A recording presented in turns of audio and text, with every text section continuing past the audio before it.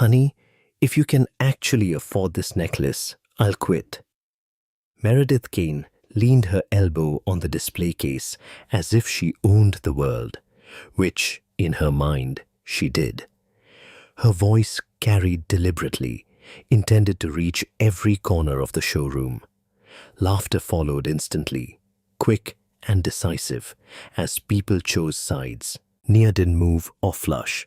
She didn't look away. She stood there in dark jeans and a plain t-shirt, a worn canvas tote slung over her shoulder, ordinary enough to be dismissed at a glance. Except she wasn't. Inside that tote rested a black card. Behind that card was a billion-dollar holding company, and behind that holding company was the building Meredith was standing in. Before continuing, comment where in the world you are watching from and make sure to subscribe, because the next story is one you can't miss.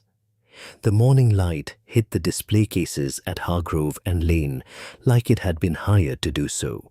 Everything in that store was deliberate.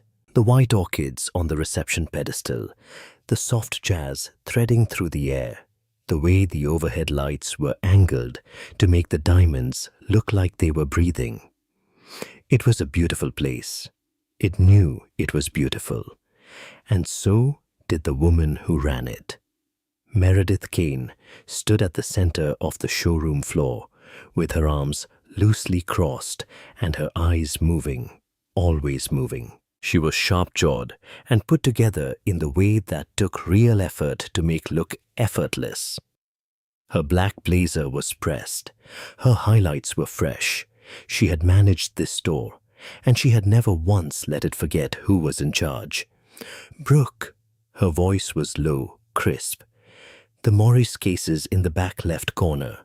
I want it front and center, and stand up straight. You look like you're apologizing for being here."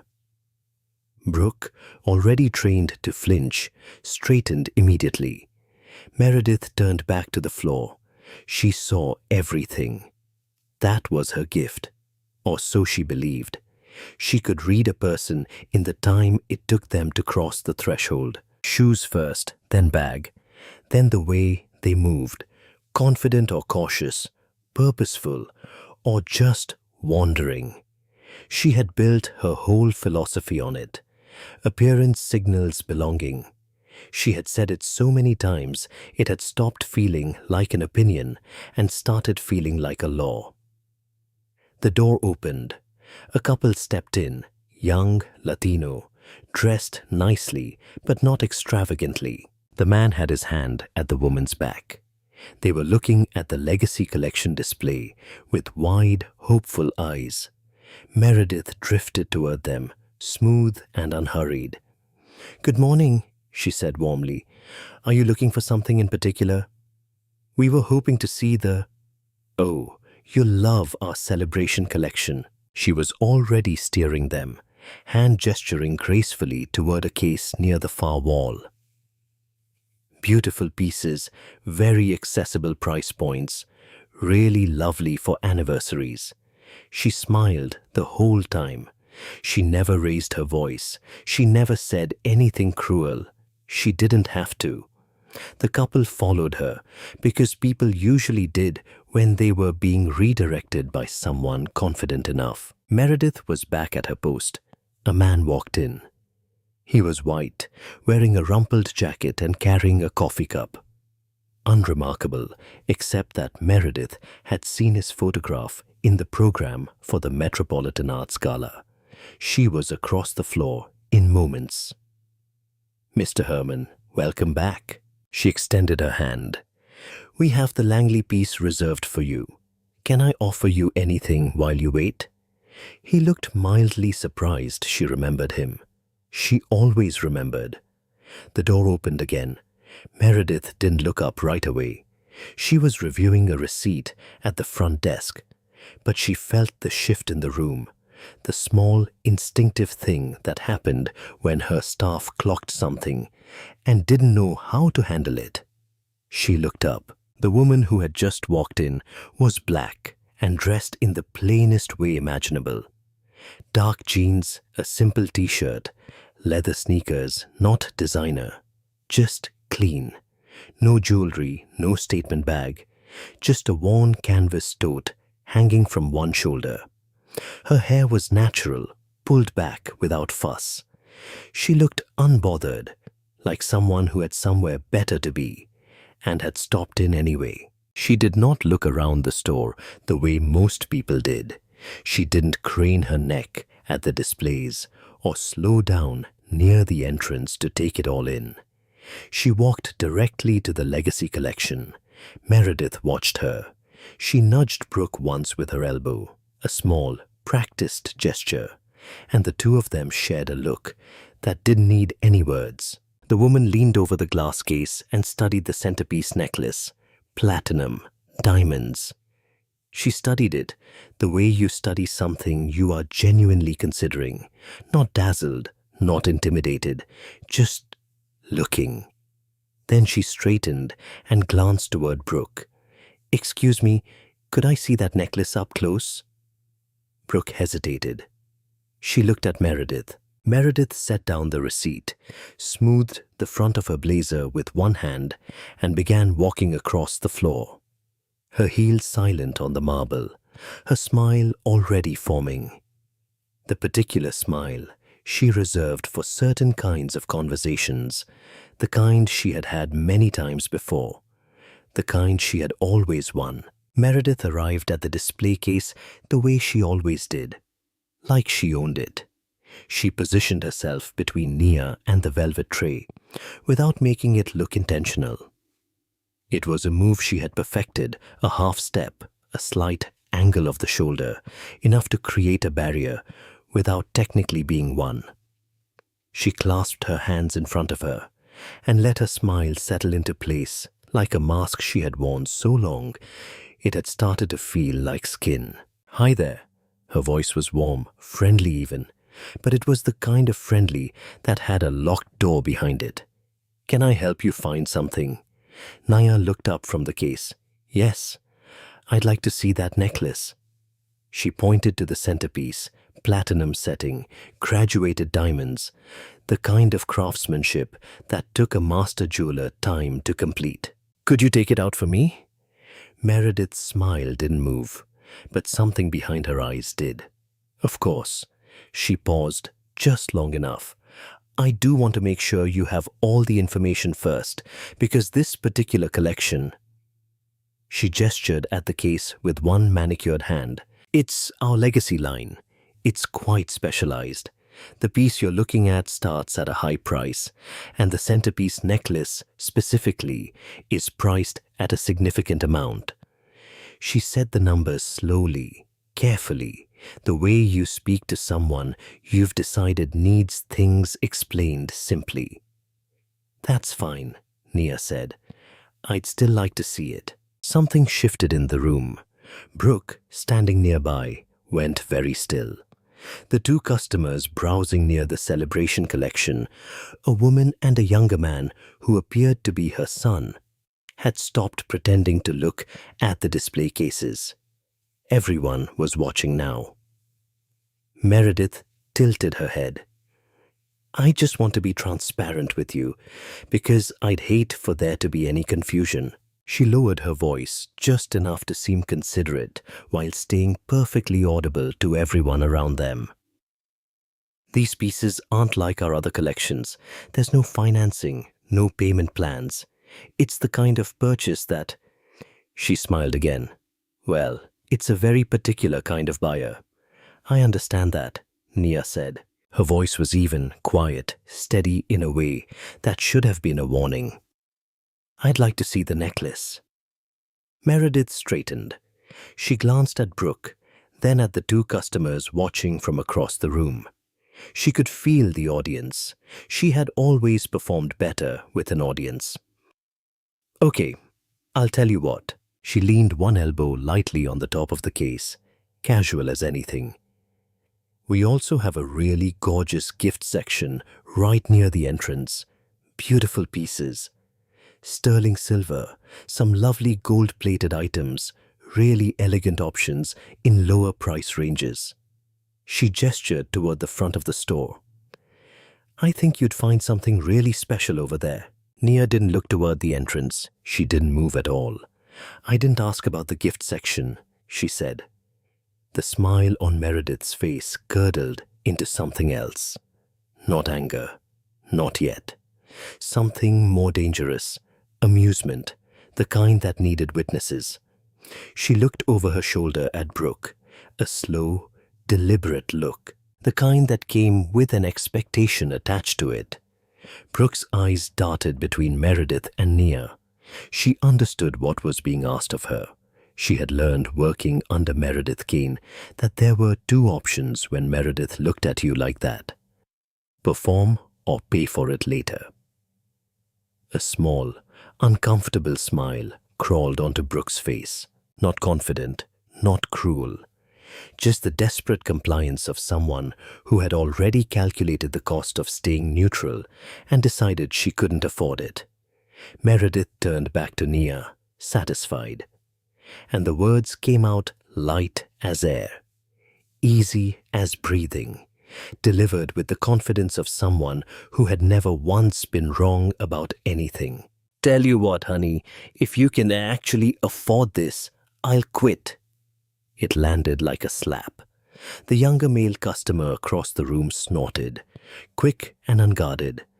The woman beside him said nothing, just looked sharply at the floor. Brooke's smile faltered the instant the words were out. Like some part of her recognized, too late, that a line had just been crossed, that she was now standing on the wrong side of. But she didn't correct it. She just stood there, still and pale, caught. Meredith stood straight, arms crossed now, chin lifted, satisfied, certain. The silence that followed lasted moments. Nia held Meredith's gaze. She didn't flinch. She didn't flush. She didn't look away or down or anywhere else. She just looked at Meredith with an expression that was impossible to read, calm and deep, and somehow much older than her years, like still water with no visible bottom. Then, very quietly, she said, "I'll hold you to that." She reached into the canvas tote and pulled out her phone.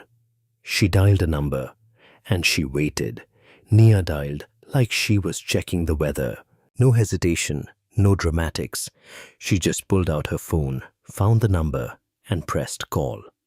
Standing right there at the display case with the canvas tote on her shoulder, and the centerpiece necklace still locked behind glass in front of her. Meredith watched from 2 feet away. She kept her arms crossed and her expression loose. The way you look when you're trying to appear unbothered and mostly succeeding. She had seen this before. The slow reach for the phone, the performance of having someone important to call.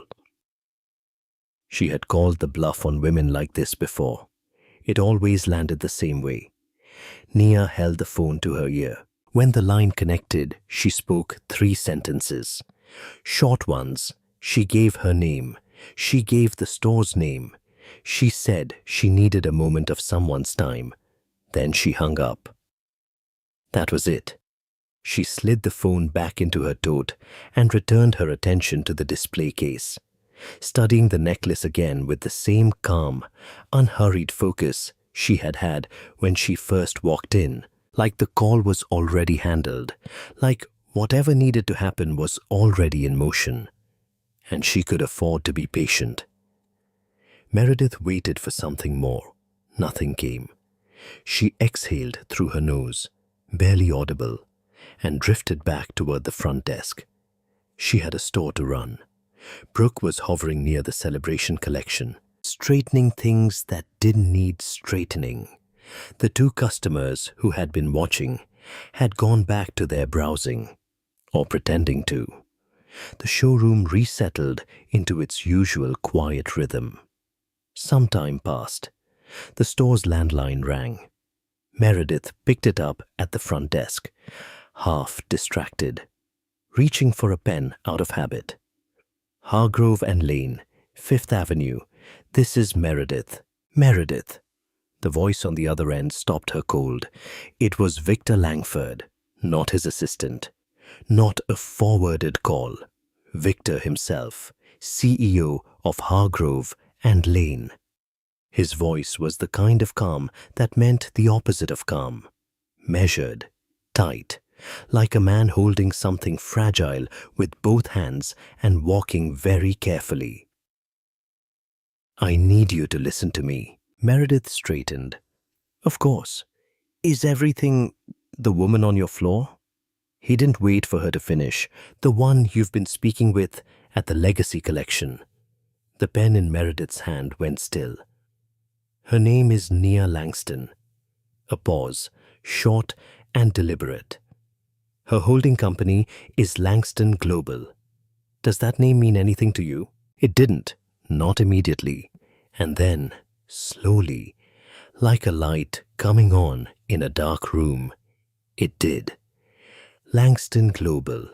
She had seen that name somewhere. A financial brief, a board memo that had been passed around the management team some time ago. The kind of document that most store managers skimmed and filed without reading fully. Meridian Luxury Group, Hargrove and Lane's parent corporation, had brought on a major institutional investor, a significant one. Meredith started. She's the primary institutional investor in Meridian Luxury Group, Victor said. Her holding company owns a controlling position, which means she holds an indirect ownership stake in every Hargrove and Lane location. Another pause, longer this time, including the one you are standing in right now. The pen dropped onto the desk. Meredith didn't reach for it. I need you to hear me very clearly. Victor's voice had not risen. It didn't need to. Whatever Miss Langston requires, you provide it, immediately, without question. Do you understand me? Yes. The word came out smaller than she intended. Good. The line went dead. Meredith stood at the front desk for a moment that felt much longer than it was. The store continued around her. The soft jazz, the cool air, the light bouncing off the cases, completely indifferent to the fact that the floor had just dropped out from under her. She set the phone down carefully. Then she looked up. Nia Langston was still at the Legacy Collection display, still standing in her dark jeans and her plain t-shirt and her canvas tote. She hadn't moved, hadn't checked her phone again, or shifted her weight, or done any of the small, restless things people do when they're waiting to be proven right. She was just standing there, patient as stone, waiting to see what happened next. Meredith Kane had never moved so carefully in her life. She retrieved the velvet tray from the back with both hands, walking the length of the showroom like someone carrying something that could shatter. Except it wasn't the tray she was afraid of dropping. It was herself, her composure, the authority she had built in rooms exactly like this one, now balanced on the edge of a single phone call she hadn't seen coming. She set the tray on the counter in front of Nia and stepped back. Miss Langston. The name felt foreign in her mouth. I want to start by saying that I apologize if our earlier conversation came across in a way that was... The necklace, Nia said, not unkindly, not sharply, just directly, like a door closing on a conversation that didn't need to happen.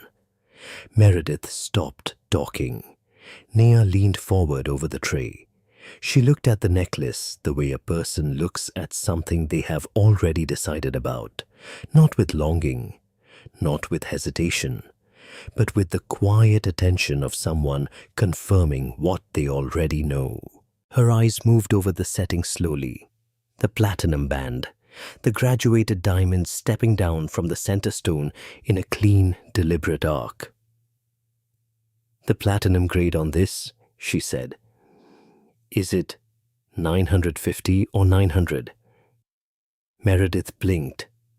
950?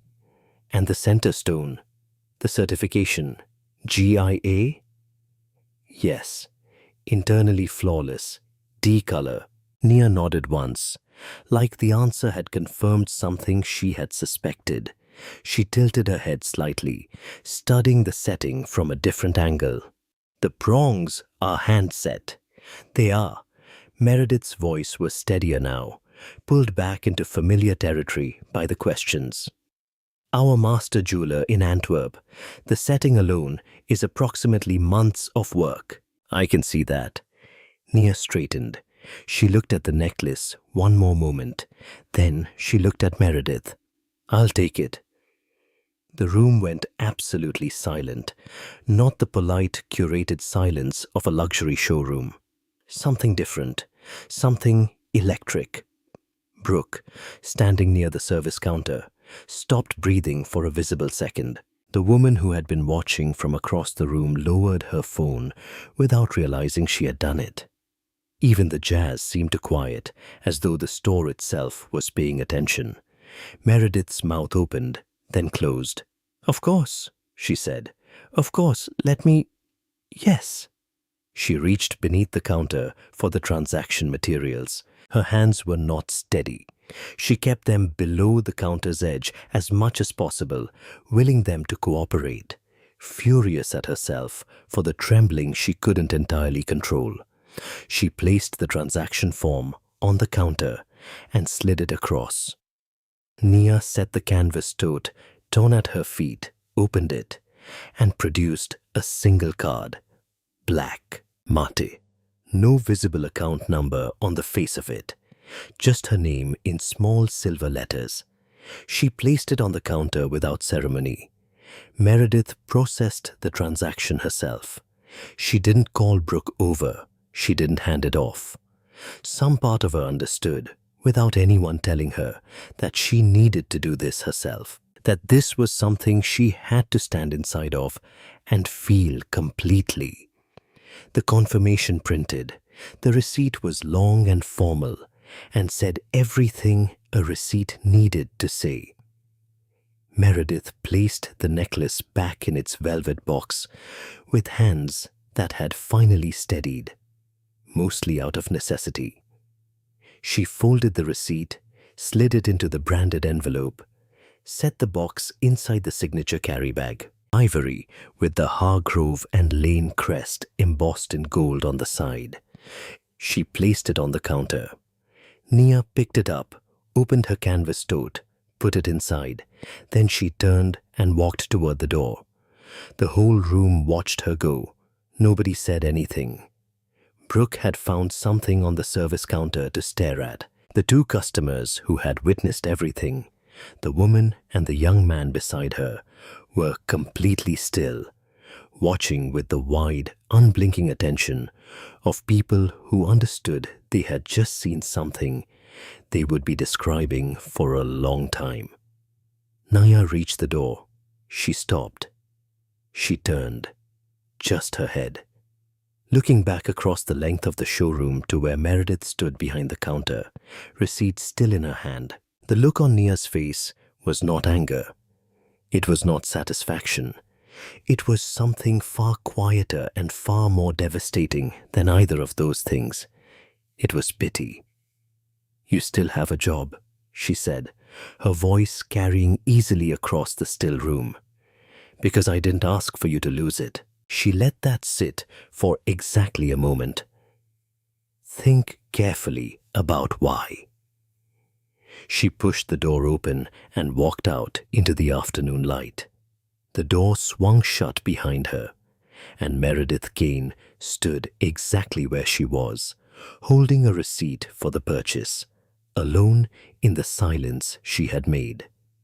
Nia's penthouse was quiet, in the way that expensive places are quiet, completely, deliberately, like the noise of the world had been designed out of it. She had changed out of the jeans and t-shirt and was sitting on the couch in a loose sweater, the television on low, a glass of water on the table in front of her. The ivory Hargrove and Lane bag sat beside it, the velvet box inside undisturbed. She hadn't opened it again. She didn't need to. The necklace wasn't the point. It had never been the point. She watched the news without really watching it.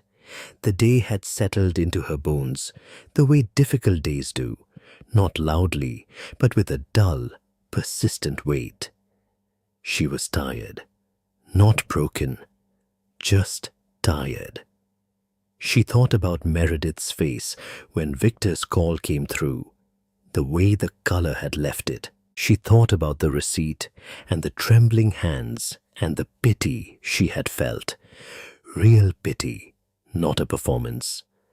Standing at that door, she turned off the television and went to bed. She thought it was over.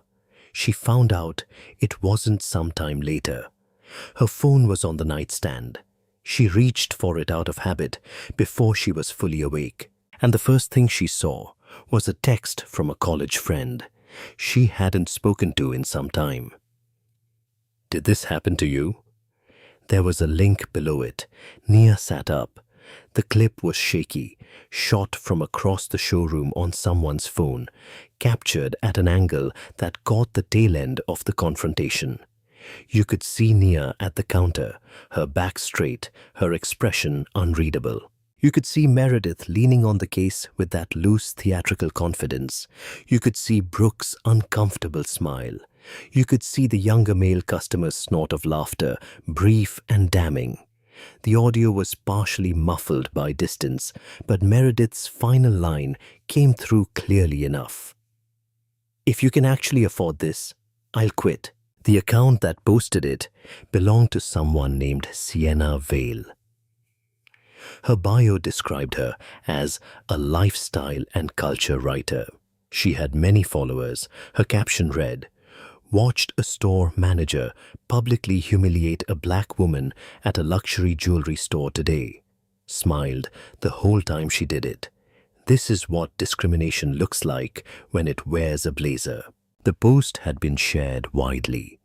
By some point, Nia's phone had filled up with messages from people who recognized the store, the display case, the interaction, everything except her name. Sienna hadn't known who she was. Nobody in that store had thought to find out. The woman in the clip was simply a black woman, unnamed, unidentified, which meant the story was being written entirely without her. The coverage grew. Hargrove and Lane responded. The statement came through their communications firm and landed on every major news platform within the hour. It was 4 paragraphs of carefully constructed nothing, and Nia read every word of it twice at her kitchen counter, with her coffee going cold beside her. The first paragraph expressed deep commitment to an inclusive and welcoming environment for all guests.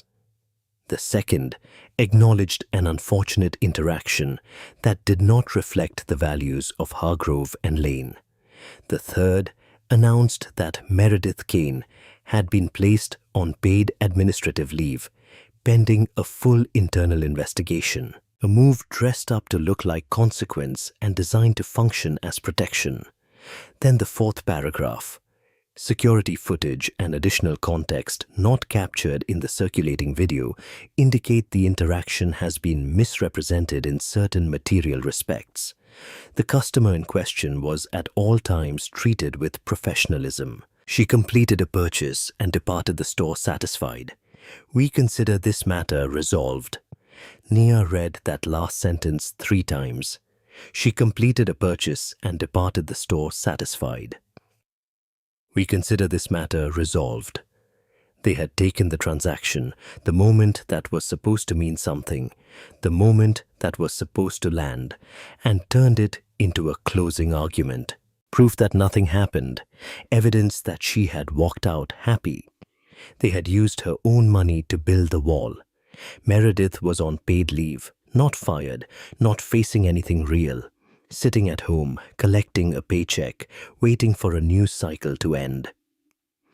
Nia set her coffee cup down on the counter.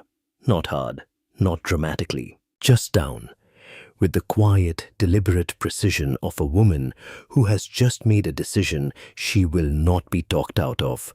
She stared at the statement on her phone screen. They had protected Meredith. They had buried the story. They had done it efficiently, professionally, and completely. And they had done it using her own purchase as the weapon. Vivian Cross's office looked like her. Dark wood, clean lines, a wall of windows overlooking Midtown that let in enough light to work by without making anything feel soft. There were no decorative items on the desk, just files, a legal pad, and a pen that had been used enough to show it. The diplomas on the wall were hung straight and never talked about.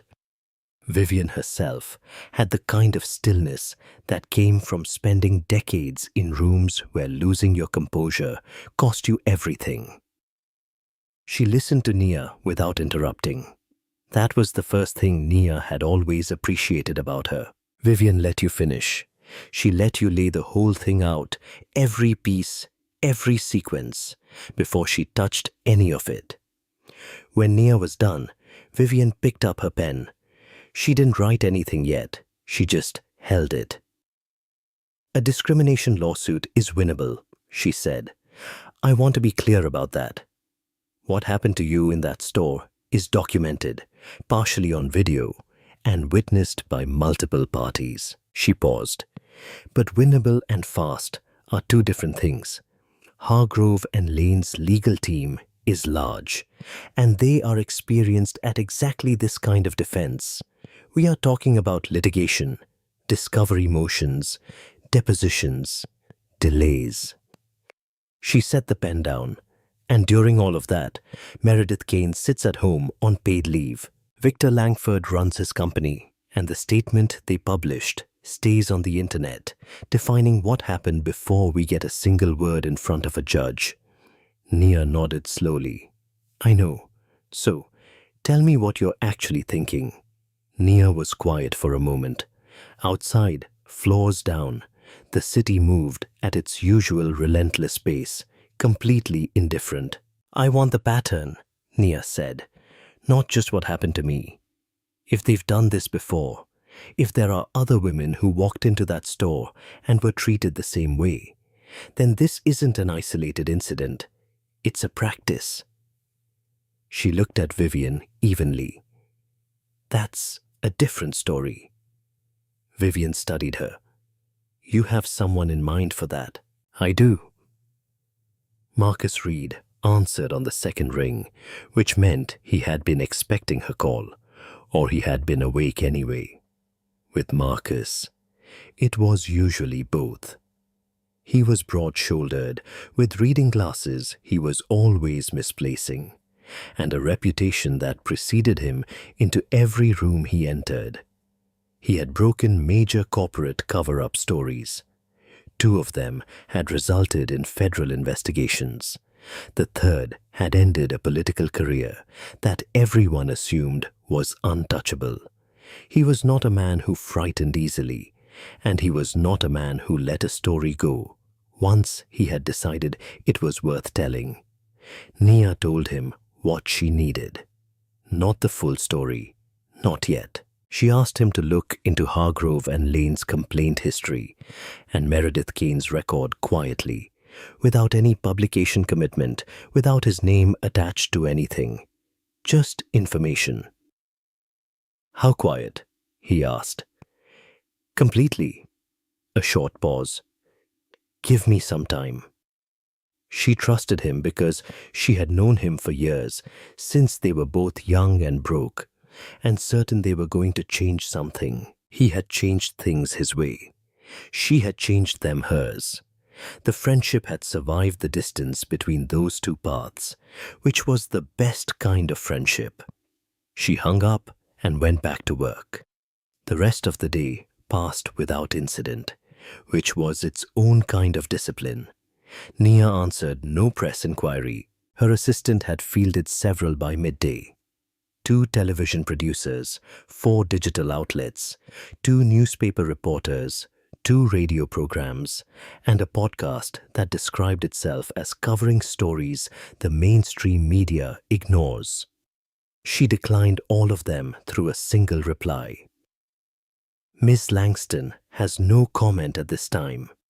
She sat in meetings. She reviewed contracts. She signed off on a logistics expansion her team had been preparing.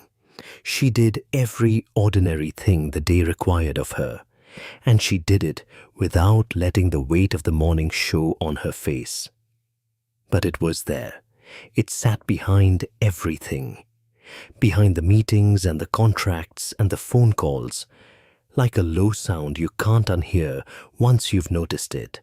The 4th paragraph of that statement. She completed a purchase and departed the store satisfied. By evening, Marcus called. His voice carried the specific quality it got when he had found something worth finding. Not excited, not dramatic, just focused. Stripped down, 7 formal discrimination complaints, he said, all settled quietly. Every single one buried under a non-disclosure agreement. A beat. 3 of the complainants were black women. Nia sat very still at her desk. "Find them," she said. The next morning came in grey and cold. Nia was at her desk early, working through a contract review that had been waiting. Before all of this, before the store, before the statement and the video and the 4th paragraph that she couldn't stop hearing. She had learned a long time ago that work was the most honest thing available to her. It asked straightforward questions and accepted straightforward answers. It did not profile her at the door. Her assistant, Marcus, knocked. "Victor Langford is on line 2, he said. He called personally. No assistant. Naya looked up from the contract. When the CEO of a company calls without going through his own assistant first, it means one of 2 things. Either something has gone very wrong, or he wants you to believe that it hasn't. "Put him through," she said. She picked up the line. "Mr. Langford." "Ms. Langston." His voice was warm, practiced, the kind of warm that cost money to develop. "Thank you so much for taking my call. I know you're an extraordinarily busy woman, and I genuinely appreciate the time." She said nothing. She let him have the silence. "I wanted to reach out personally," he continued, "because I think it's important that you hear directly from me how deeply, deeply sorry I am about what occurred at our 5th Avenue location. What you experienced was completely unacceptable, and I want you to know that we are taking this situation with the full seriousness it deserves." It was a good opening, smooth, genuinely difficult to argue with on the surface. "The investigation is ongoing," he said, "and I can assure you that appropriate action will be taken.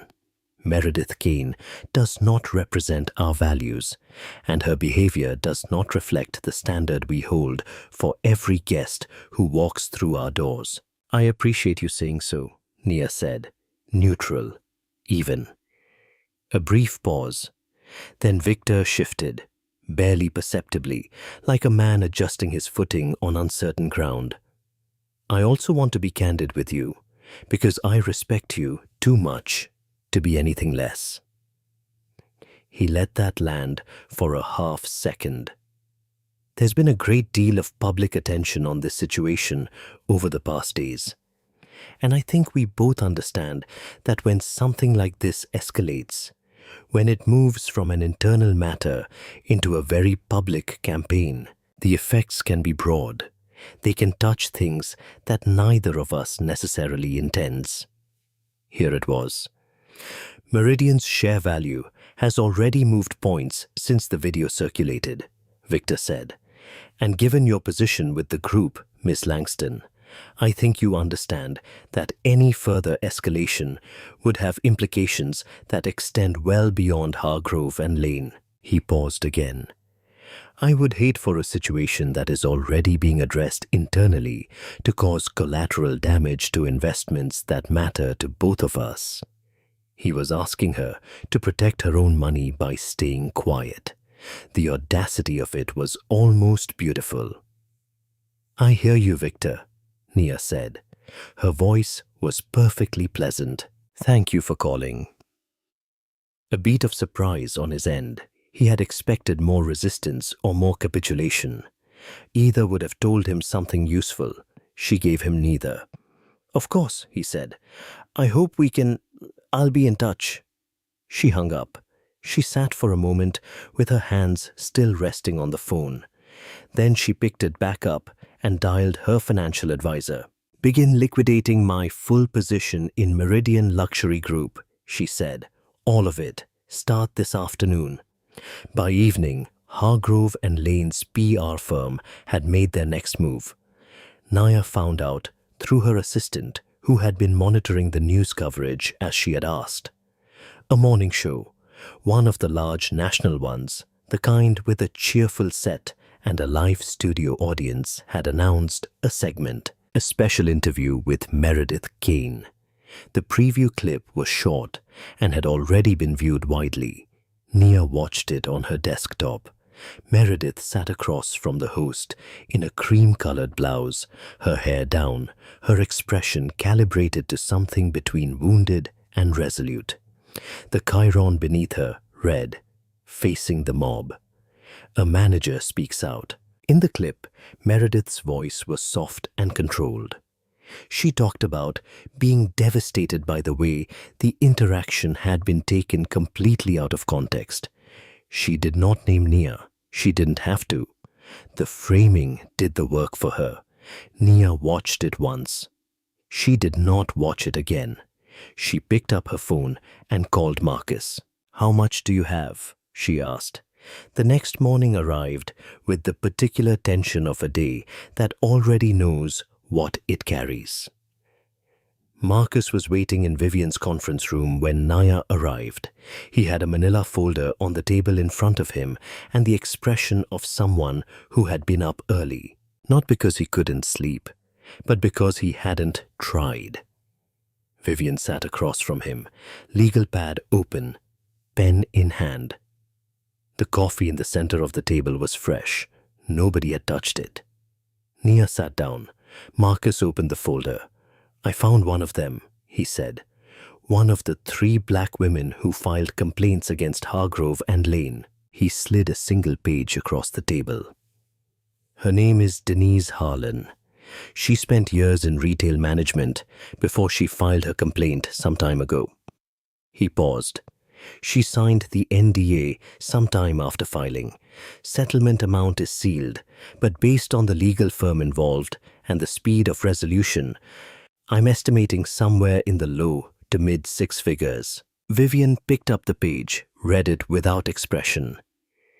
"She signed willingly?" Nia asked. Marcus took off his reading glasses and set them on the table. "She signed because she had no real choice. Single mother.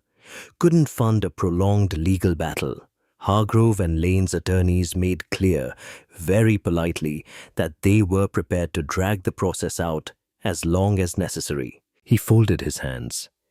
"She needed the money, so she took it, and she signed, and she went home. And she has been carrying this story alone." The room was quiet for a moment. "Does she want to talk?" Vivian asked. "Not on record, not yet. But through a mutual source, I was able to make contact, and she's willing to speak informally. Enough to corroborate the pattern, enough to confirm that what happened to Nia wasn't an accident or an aberration." He looked at Nia directly. "It's how they operate." Naya nodded once, slowly.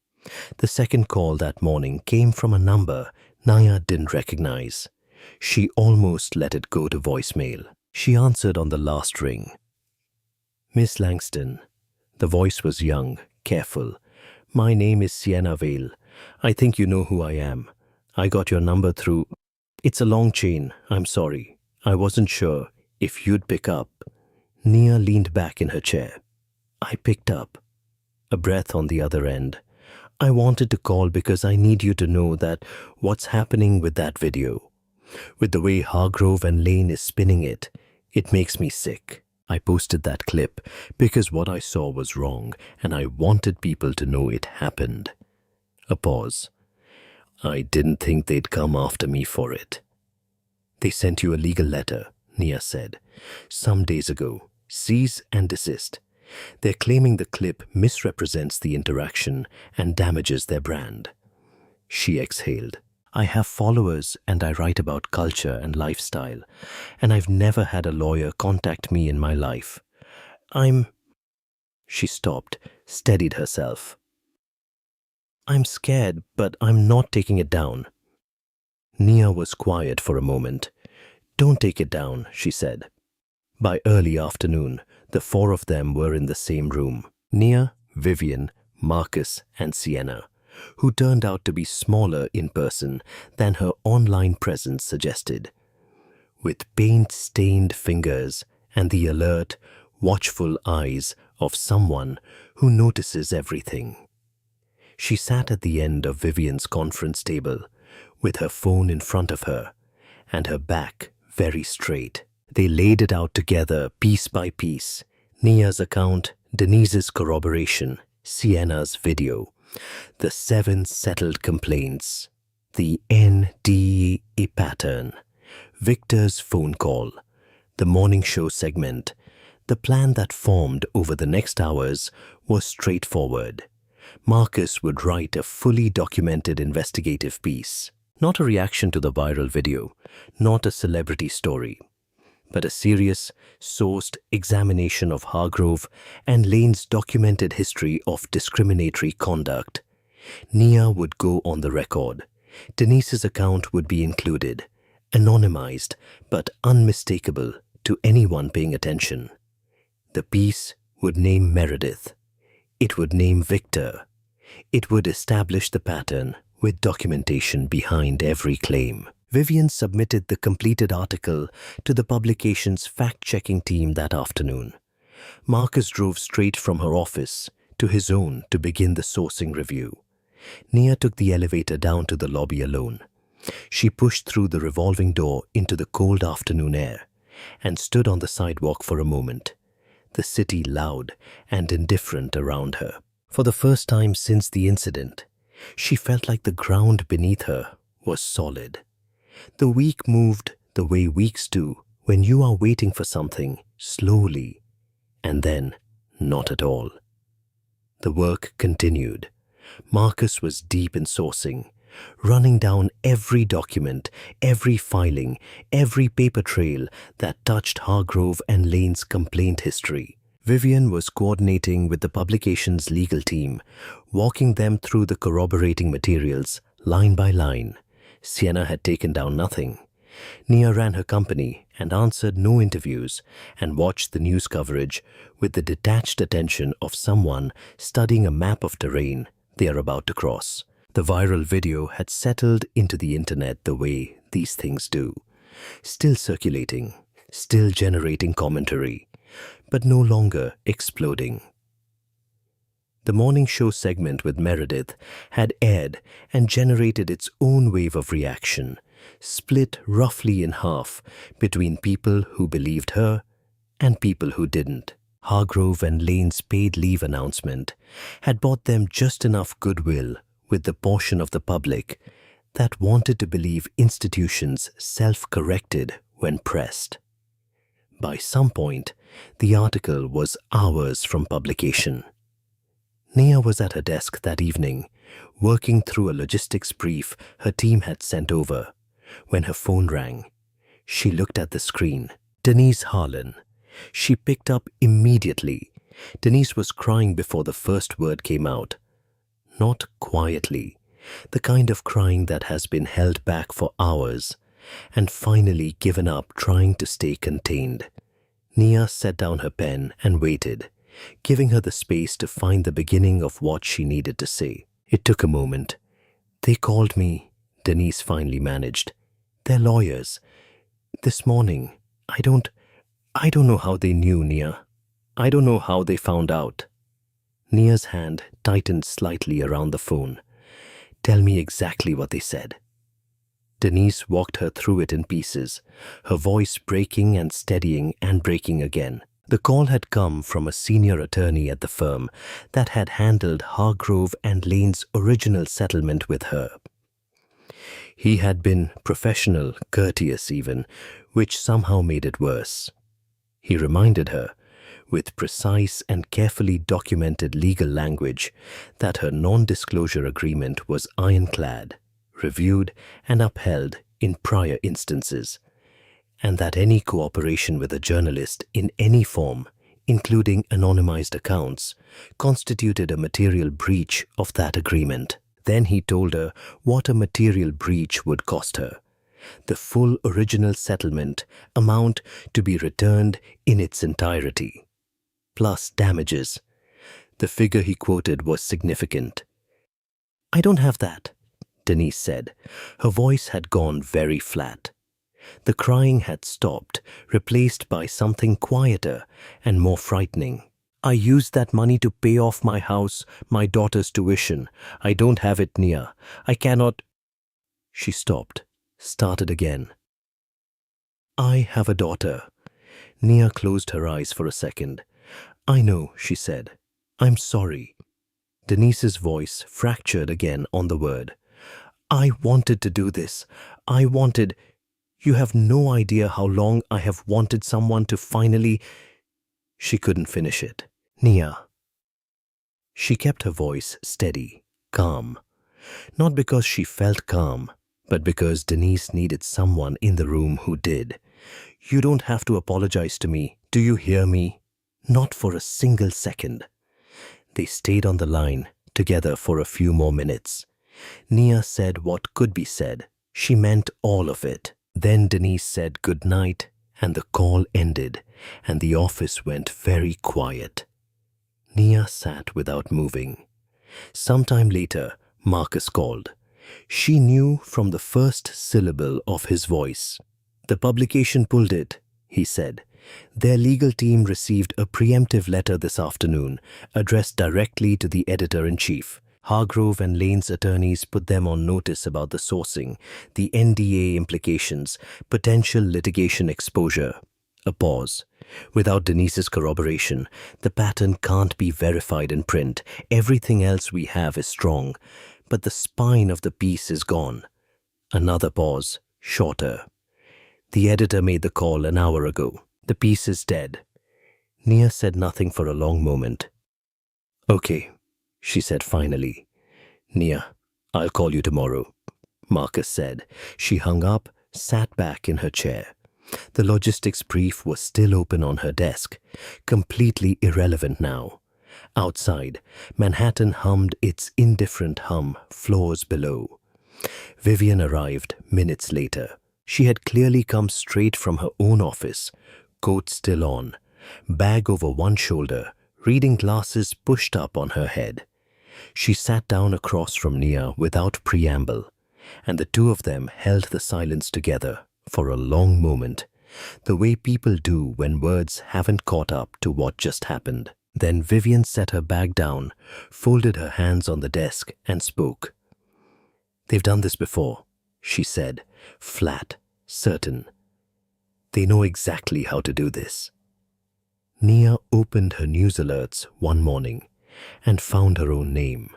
It was the first time in her public life that had happened, and it landed with a specific kind of wrongness, like hearing your voice played back on a recording, familiar and foreign at the same time. She stood in her kitchen in the gray early light, phone in hand, reading the headline that Victor Langford had handed to the financial press sometime the night before. "Billionaire's personal vendetta rattles Meridian Luxury Group." 2 outlets had run with it. A third had picked it up. The framing was consistent across all of them, clearly fed from the same source, shaped by the same hands. Nia Langston, described in each piece as a major institutional investor, had initiated a significant divestiture of her Meridian Luxury Group position, following a personal dispute at one of the group's retail locations. Analysts quoted in the pieces used words like erratic and emotionally driven. One of them, a man whose photograph showed him smiling in a conference room, used the phrase troubling lack of fiduciary judgment. Victor had not quoted himself directly. He never would, but his fingerprints were on every sentence. He had found a way to take the story of what happened to her in that store and replace it with a different story entirely. One where she was the problem, unstable, vindictive, a woman letting her feelings override her responsibilities. He had taken her silence and filled it with his own version of her. And because she had no public presence, no record of statements, no history of speaking for herself in any forum, there was nothing to contradict it. She put the phone face down on the counter. Marcus called. "I saw it," Nia said before he could speak. "I'm sorry."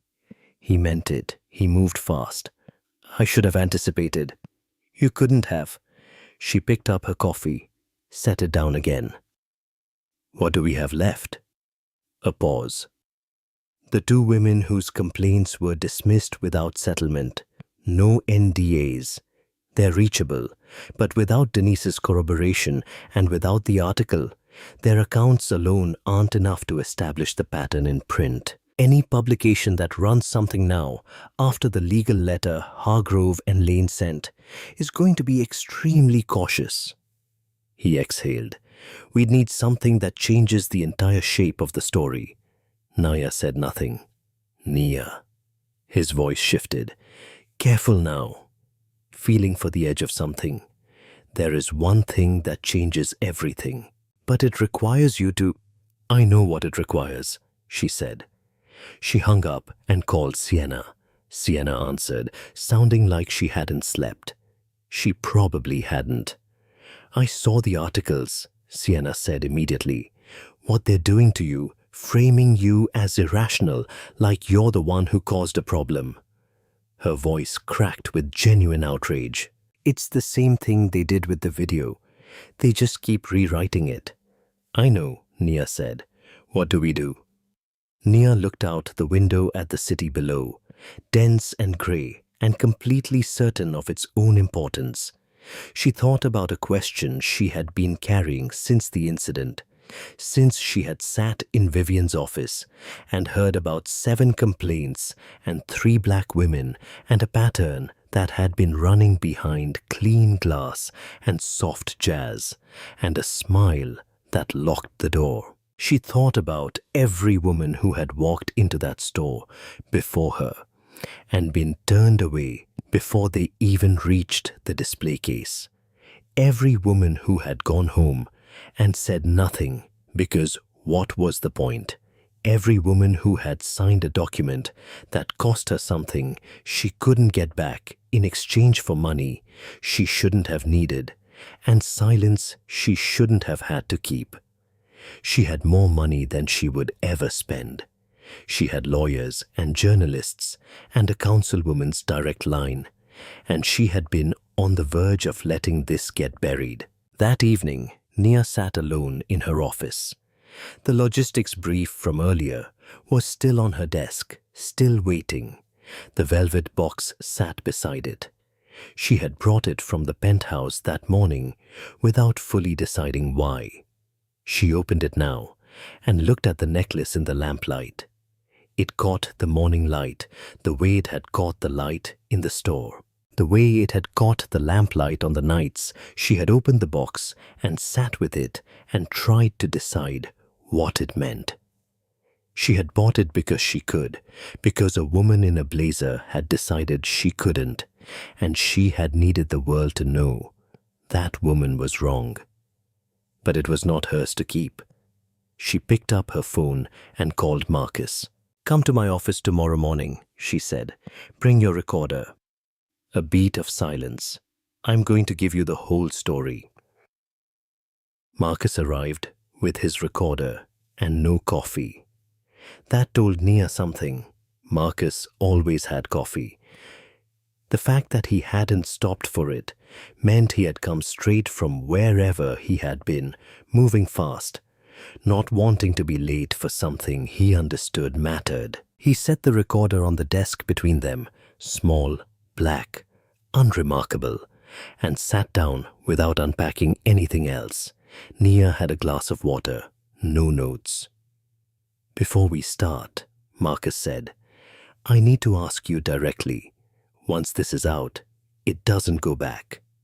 Your name, your history, your company, all of it becomes part of a public story that you have no control over once it's printed. Are you certain?" Nia looked at him evenly. "Press record, Marcus." He pressed record. She started at the beginning. Not the incident, the real beginning. Southeast Washington, D.C. A neighborhood that the rest of the city looked through rather than at. A 2-bedroom apartment above a dry cleaner, where the smell of chemical solvent lived permanently in the carpet and the walls. Her mother, Lorraine, a woman with hands that were always moving, always working, who cleaned houses days a week for families who never learned her last name, who came home on Sunday evenings and sat at the kitchen table and counted what she had earned, stacking the bills in careful columns with a precision that Nia had watched so many times she could still see it perfectly. She talked about watching her mother move through those houses, efficient and invisible. She talked about understanding, very young, what it meant to be seen as a function rather than a person. She talked about deciding, somewhere around the age of 9, that she was going to build something that nobody could take away from her. She talked about the first business, a loan from a credit union that had made her prove herself before approving it. A logistics operation out of a rented garage in Maryland, running contracts that larger companies didn't want to bother with. She talked about the years of our weeks and the accounts that went wrong and the partners who underestimated her and eventually regretted it. She talked about the money coming, not all at once, but steadily, the way a tide comes in. First enough to live differently, then enough to operate differently, then enough that it stopped being the primary thing she was tracking. Then she talked about the stores. The first time, she had just closed a contract that would double her company's revenue. She walked into a luxury watch boutique in Georgetown wearing work clothes. She had come straight from a site visit, and a sales associate followed her before asking her to leave. She had not yet been a millionaire for a full year. She went home and said nothing to anyone. The second time, she was building the business, not yet wealthy in any visible way. A clothing store on Michigan Avenue in Chicago, a security guard who kept drifting into whatever aisle she was in, close enough to make the point without making a scene. She left without buying anything. She told herself it wasn't worth the energy. And then the incident. A billion-dollar holding company, a building she partially owned, and a woman in a blazer pointing her toward the gift section.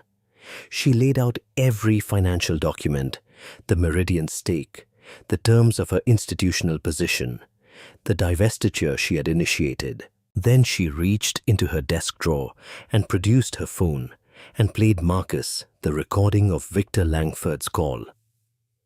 New York State allowed one-party recording. She had known that.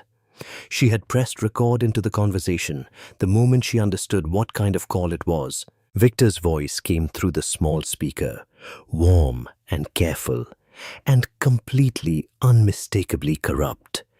Marcus listened without moving. When it finished, he sat quietly for a moment. Then he made a note on the legal pad he had eventually pulled from his bag. The first note he had written in hours of talking. She gave him the names of the 2 women whose Hargrove and Lane complaints had been dismissed without settlement, without NDA protection, and who had agreed through Vivian's outreach to speak with him directly. She gave him everything. By evening, the recorder had been running for hours, broken only by coffee breaks and one walk around the block in the late afternoon cold, when the weight of certain memories required movement to carry. Marcus stopped the recording. He sat back, looked at her across the desk. "Nia," his voice was quiet, "this isn't just an article." He paused. "This is the story." She held his gaze for a moment. The velvet box was still on the corner of her desk, exactly where it had been. "Then write it that way," she said. Sunday morning came in quietly. Nia was up early, which was not unusual. She made coffee, stood at the kitchen window, and watched the city come back to itself after the night. Delivery trucks, early joggers, the first yellow cabs cutting through streets that would be impossible by midday. She had slept better than she expected. Not well, but better. There was something about having spoken the whole truth out loud, all of it, for hours straight, that had loosened something in her chest she hadn't fully realized was clenched. She had one call to make before Marcus submitted the piece. She made it. Regina Harlan answered on the second ring, which meant she had been awake already. She had chaired the New York City Commission on Human Rights, had served terms on the city council before that, and had spent her entire professional life doing the specific and exhausting work of making institutions answer for themselves. She and Nia had known each other for years, not intimately, but with the particular respect of two women who had observed each other across enough rooms to understand what the other was made of. "Nia," her voice was warm but alert, ready. "I've been wondering when you'd call. I should have called sooner. You called when you were ready. That's what matters." A brief pause. "Tell me where you are." Nia told her, all of it, concisely, precisely, the way she had learned to communicate with people whose time was both valuable and genuinely limited.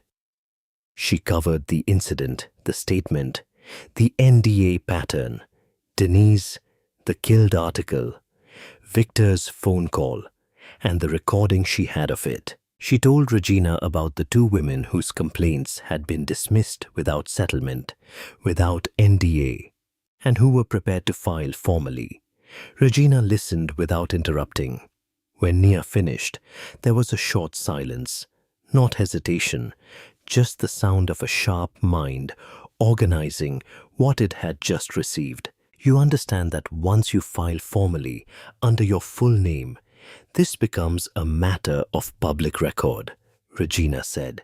"The Commission's investigations are not confidential at the intake stage." "I know, and you're prepared for that." "I've been prepared since the incident," Nia said. "I just needed the rest of it to be ready first." Another pause, shorter this time. "I'll personally ensure the complaints receive full commission review," Regina said. "All three of them. Yours and the two additional filings. If the pattern is as documented as you're describing, this will not be a quiet process." Her voice carried something underneath the professionalism, not quite anger, but its more useful cousin, resolve. "It shouldn't be." "No," Nia agreed, "it shouldn't." They spoke for another minute. Logistics, timing, the coordination between the formal filing and the article's publication. Regina's team would be prepared to receive the complaints. She would say nothing publicly until the article was live. When the call ended, Nia finished her coffee standing at the window, watching a man walk a large, unhurried dog along the empty sidewalk below. The dog stopped every few feet to investigate something invisible. The man waited each time without impatience. She rinsed her cup and went to her desk. Vivian had been working through the weekend. She called with an update delivered in the clipped, forward-moving cadence she used when she was deep in the middle of something and didn't want to lose momentum.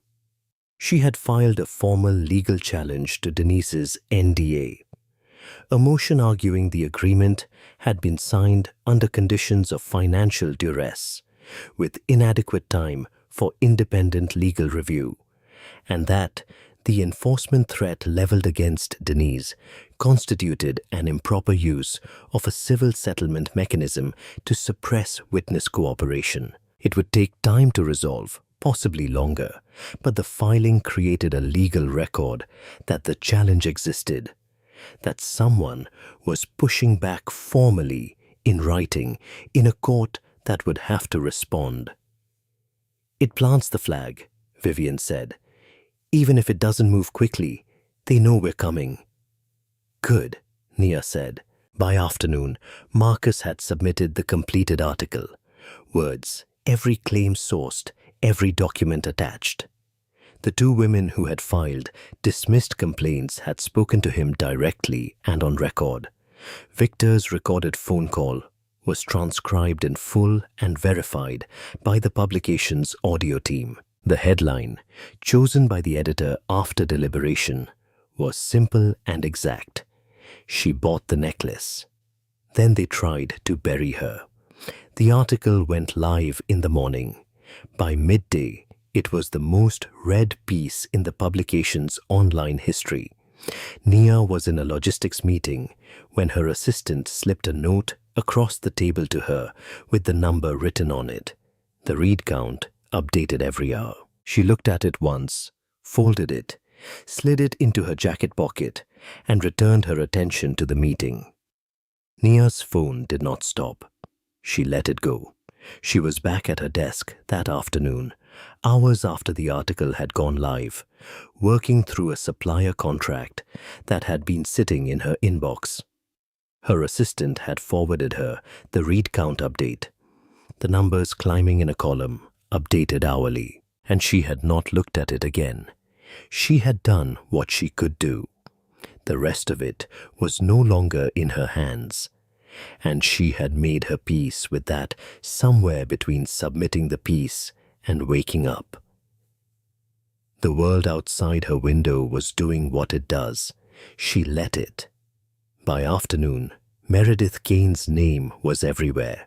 The careful positioning she had built over the past days, the sympathetic morning show appearance, the background interviews with friendly outlets, the tearful framing of herself as a woman facing a social media mob, had been constructed on the assumption that Nia would stay nameless, that the woman in the video would remain an anonymous figure, a symbol rather than a person with a documented history, and a legal recording of the CEO's phone call. The article had removed that assumption entirely. Meredith was named in full. Her conduct was corroborated from 3 independent directions: Nia's first-hand account, Sienna's video with its clear audio, and the testimony of the 2 women whose discrimination complaints had been dismissed without settlement. The article described the interaction in precise, sequential detail. The redirection to the gift section, the audience she played to, the line she delivered with her elbow on the display case like she was telling a joke she had already heard the punchline to. "If you can actually afford this, I'll quit." Printed in a sentence, sourced, verified, permanent. By the next morning, 2 former Hargrove and Lane sales associates had come forward publicly. Not to Marcus, but to 2 separate outlets that had been following the story since the article broke. Both had left the company within the past time. Both described, in their own words and with their own specifics, a floor culture under Meredith's management that operated on a single unspoken rule: assess the customer at the door and adjust your approach accordingly. One of them used a phrase that circulated widely. She said Meredith had a word for customers she had already decided weren't worth the time. She called them browsers. The word landed like a stone in still water. Victor Langford's strategy collapsed from a different direction. His attempt to frame Nia's Meridian divestiture as erratic and emotionally driven had seemed like a clean move. Get ahead of the story, control the financial narrative, make her look unstable before she could make him look culpable. It had worked for some time. Then the article published, and financial journalists who had run his version of events began reading the sourced documentation that Marcus had spent time assembling. The NDAs, the 7 settled complaints, the complaint suppression pattern. The timeline of Victor's phone call, placed the morning after the incident, before any investigation had occurred, asking a woman who had just been publicly humiliated in one of his stores to consider the impact on shared investments before deciding how loudly to respond. And then the recording. Victor's own voice, warm and careful, and completely exposed, asking Nia to be quiet in exchange for the protection of her own money. By evening, the story was no longer about a store manager in a blazer. It was about a corporation that had spent years building a system designed to absorb discrimination complaints and continue unchanged, settling quietly, sealing with NDAs, and counting on the people it had wronged to eventually run out of resources or resolve. 3 members of Meridian Luxury Group's board issued a joint statement calling for an independent operational review. The statement did not mention Victor by name. It didn't need to. Everyone reading it understood what an independent operational review meant and who had made it necessary. Sometime later, Hargrove and Lane published a 3-sentence statement announcing the temporary closure of their Fifth Avenue flagship location for internal review. Nia read it at her desk with her morning coffee. Her assistant had printed it and left it on top of her files without comment. She read it once, set it down, picked up her coffee. Outside, the city moved the way it always did, loud and indifferent and relentless. But something had shifted inside it, something small and real and permanent. A door had closed, and this time it wasn't the one they had tried to close on her. Time passed. They passed the way the aftermath of difficult things always passes, not cleanly, not all at once, but in pieces. A development here, a statement there, a door closing somewhere that you didn't even know had been open. Nia tracked it the way she tracked everything, quietly, from a distance, through her assistant's daily briefings and Vivian's updates and the occasional call from Marcus, who was still pulling threads even after the article had been published. Because Marcus was constitutionally incapable of leaving a story alone until it had told him everything it knew. Hargrove and Lane's Fifth Avenue flagship reopened on a morning. The window displays had been refreshed. The orchids on the reception pedestal were new. The jazz was the same. It was always the same. And the light still hit the display cases at that particular angle that made the diamonds look like they were breathing. The operational management team was entirely different. Meredith Kane's name appeared on no roster, no internal directory, no staff communication. She was simply absent, the way things are absent when they have been removed rather than lost. Nia learned this through Vivian, who had a contact inside the new management structure. There had been no dramatic termination scene, no public announcement, no moment of visible reckoning in the store she had treated as her personal kingdom. There didn't need to be. The luxury retail industry was a specific and interconnected world. Everyone knew everyone. References traveled fast and reputations traveled faster. Meredith had spent the time since the article making calls to former contacts, to competing boutiques, to the regional managers of 2 other luxury groups she had cultivated relationships with over the course of her career. The calls were not returned. The doors that had always been open to her were not exactly closed. They were simply, quietly, unavailable. No explanation offered, none needed. The career she had built entirely around deciding who belonged in beautiful rooms had locked her out of every beautiful room she knew. Nia did not feel triumphant when she heard this. She felt the specific, tired satisfaction of a thing being true that should have always been true, finally becoming true. It was not joy. It was closer to relief. Victor Langford resigned from Meridian Luxury Group. His statement was released through the company's communications firm in the afternoon, late enough to miss the morning news cycle, early enough to make the evening one. It was 4 sentences. It cited a desire to pursue new opportunities and expressed gratitude for the privilege of leading the organization. It contained no acknowledgement of anything that had happened. It was the statement of a man who had decided that the most dignified exit available to him was the one that said the least. The board's independent review was ongoing. Nia's recording of Victor's phone call had been submitted as part of the commission's formal investigation.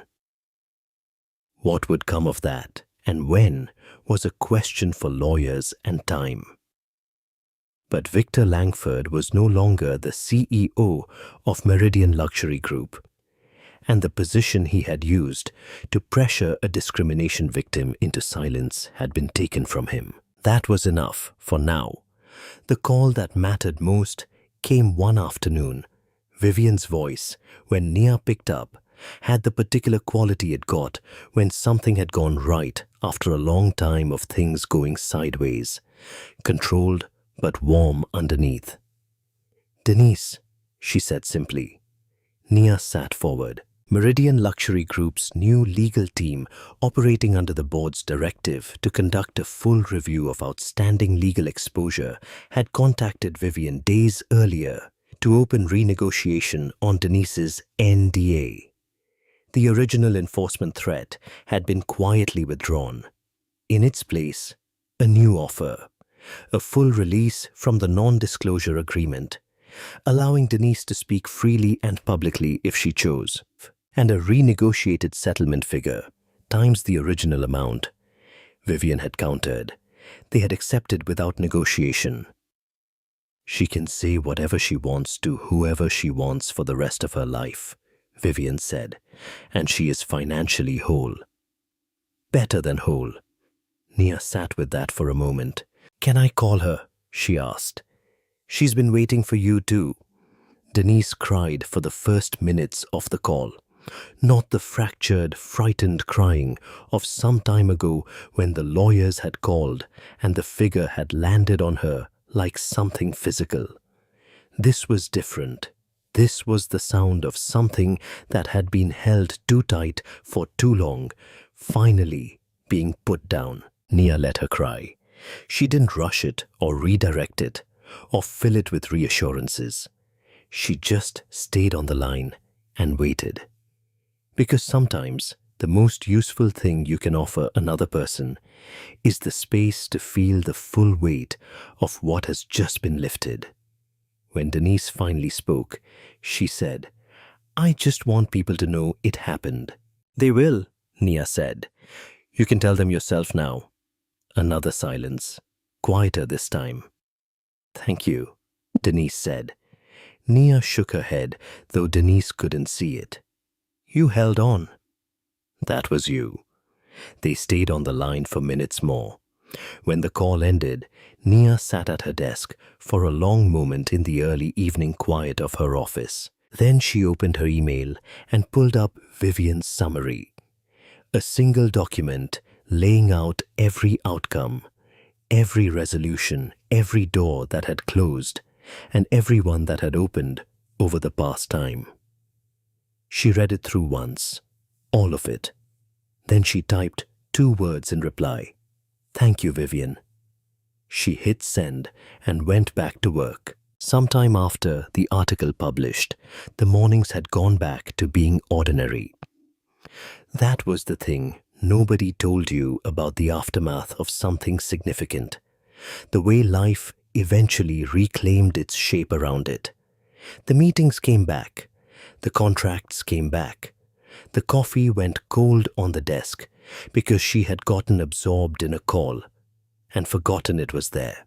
The city outside did what the city always did, which was everything all at once, without pausing to acknowledge that anything had changed. Nia had changed. She knew that. But it lived quietly in her now, the way important things do once they have finished being urgent. The envelope arrived one morning. Her assistant brought it in with the rest of the day's mail, a small stack, mostly formal correspondence, and set it on the corner of her desk. He pointed to it briefly. That one's handwritten. No return address. Postmarked Baltimore. She looked at it when she had a moment, which turned out to be between a supplier call and a review session with her operations team. She picked it up, turned it over once, and opened it. Inside was a single sheet of lined notebook paper, folded in thirds, covered front and back in careful, close handwriting. The kind of handwriting that had been taught, practiced, taken seriously. The letter was from a young woman named Jordan, a college junior studying business at a university in Baltimore. She wrote that she had read the article some time ago, the full words of it, which she mentioned specifically like she wanted Nia to know she hadn't skimmed, and that she had read it again days later, and once more the week after that. She wrote about her mother, about how her mother had always told her to dress up before going anywhere nice, to do her hair, to wear something that communicated effort, to make herself acceptable before walking through any door that felt uncertain. She wrote that she had grown up understanding this as love, which it was, and also as armor, which it also was, and also as a kind of shrinking that she had never had a word for until she read about a woman who walked into a store in dark jeans and a plain t-shirt with a canvas tote on her shoulder and did not shrink for anyone. I never thought I was allowed to just walk in as myself, Jordan wrote. Like myself wasn't enough to justify the space I was taking up. You made me think maybe it is. Maybe I've always been enough, and I just kept being told I wasn't in ways too quiet to argue with. The letter ended simply. No ask, no request, just a thank you, written in the same careful hand as the rest of it. Nia read it twice. She sat for a long time after that, long enough that the review session with her operations team started without her, which had not happened in recent memory. She was not reading. She was not working. She was just sitting with the letter on the desk in front of her, and the velvet box beside it, and the particular weight of being seen clearly by someone she had never met. She took out a sheet of her personal stationery. It was cream-colored, heavyweight, with her initials embossed at the top in a dark gray that was almost black. She used it rarely, for things that deserved the formality of paper and a pen, and the time it took to mean every word. She wrote without stopping. She told Jordan about her mother Lorraine, about the dry cleaner smell in the carpet, and the careful columns of bills on the kitchen table on Sunday evenings. She told her about the first store that turned her away, and about going home and saying nothing, and about the long arithmetic of deciding over many years and many silences that staying quiet was a strategy she had run out of patience for. She told her that fear dressed up as caution is still fear, that the instructions to make yourself smaller, dress up, be acceptable, don't give them a reason, came from love, and she honored that love, and she also refused to obey it anymore. She ended the letter the way she had ended nothing else she had ever written, because she had never before said it to someone who needed it in quite this way. They taught us that making ourselves small was protection. But smallness is not safety. It is just a slower way of disappearing. Take up your full space, child. Every inch of it belongs to you. She folded the letter, sealed the envelope, set it aside for her assistant to send. Then she opened the velvet box. The necklace lay against the dark fabric exactly as it always had, platinum and diamonds, the craftsmanship of patient months in Antwerp. It courted the morning light the way it had caught the light in the store, the way it had caught the lamplight on the nights she had opened the box and sat with it and tried to decide what it meant. She had bought it because she could, because a woman in a blazer had decided she couldn't, and she had needed the world to know that woman was wrong, but it was not hers to keep. She picked up her phone and called Vivian. "I need to set something said, a full scholarship. The recipient is a junior in Baltimore named Jordan." She paused. "And I need you to draft a letter of intent. On the day she graduates, I want this necklace waiting for her." A brief silence on Vivian's end. Not surprise. Vivian was not easily surprised. Just the small pause of a woman absorbing something and deciding it was right. "I'll have the paperwork to you by end of week," Vivian said. "Thank you." She closed the velvet box gently, set it back on the corner of her desk. Outside, Manhattan moved at its relentless, indifferent pace. Cabs and crowds, and the low, constant roar of a city that did not pause for anyone. Inside, Nia Langston picked up her pen and got back to work. If you enjoyed the story, leave a like to support my channel and subscribe so that you do not miss out on the next one. On the screen, I have picked 2 special stories just for you. Have a wonderful day.